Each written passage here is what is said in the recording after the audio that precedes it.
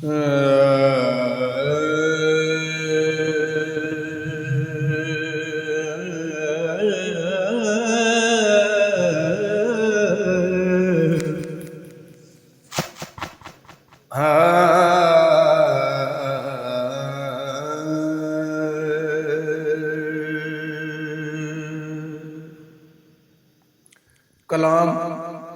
ਹੀਰ ਦੀ ਮਾਂ ਹੀਰ ਦੇ ਨਾਲ ਮੁਖਾਤਬ ਹੈ। ਹੀਰ ਨੂੰ ਕਹਿੰਦੇ ਕਿ ਪੁੱਤਰ ਤੂੰ ਬੇਲੇ ਕੀ ਲੈਣ ਜਾਨੀ ਹੈ, ਤੇਰਾ ਉੱਥੇ ਕੀ ਹੈ।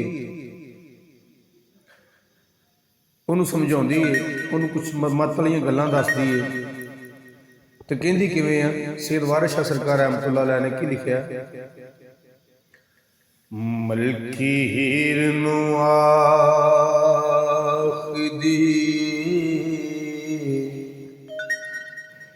ਸਮਝੇ ਕੁੜੀਏ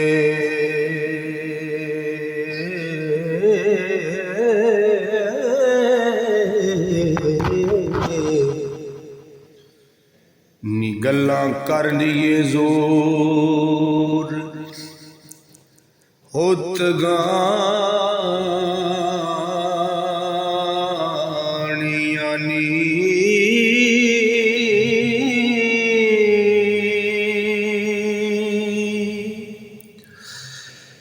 ਕਰਨ ਮਾਪਿਆਂ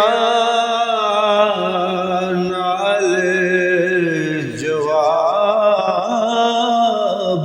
ਸਵਾਂ ਤਿੱਥੀਆਂ ਹੋਣ ਨਾ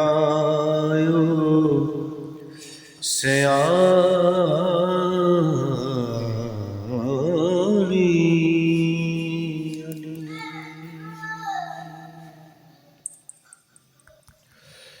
ਤੇ ਸੌਜ਼ਾਦੀਆਂ ਦਾ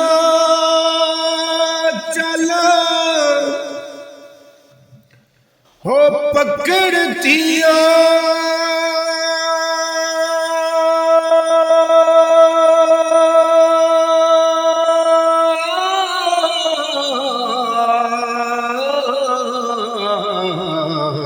ਤੋਬਾ ਕਰਨ ਤੈਥੋਂ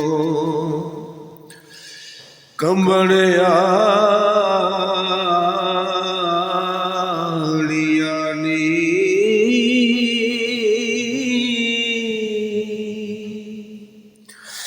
ਹੀਰੇ ਸਮਝ ਨਾ ਹੋ ਨਾਦਾਨ ਬੱਚੀ ਓ ਲੱਜਾਂ ਸਾਡੀਆਂ ਰੱਖੇ ਵਖਾਉਣੀ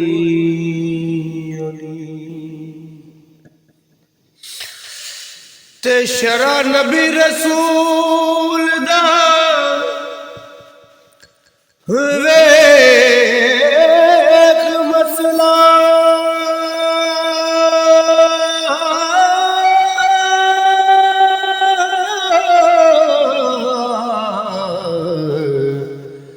ਆਕਾ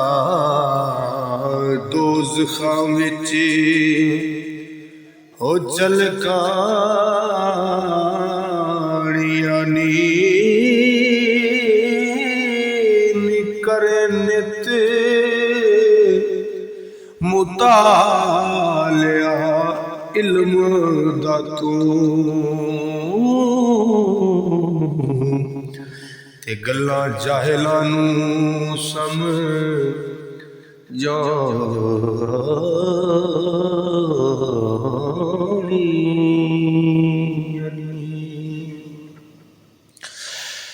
ਤੇ ਤੇਰੇ ਤੋਰ ਵਿੱਚੋਂ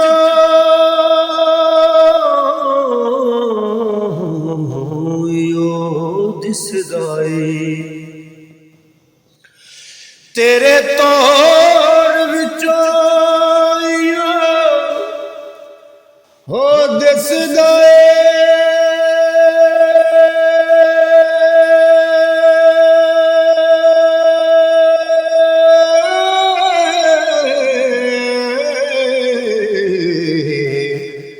दिल्ली का जंग से अलानु है ਐ ਲੋਣੀਆਂ ਨੀ ਐ ਮੱਤੀ ਦਿੱਤਿਆ ਬਾਜ ਨਾ ਦੀਆਂ ਨੀ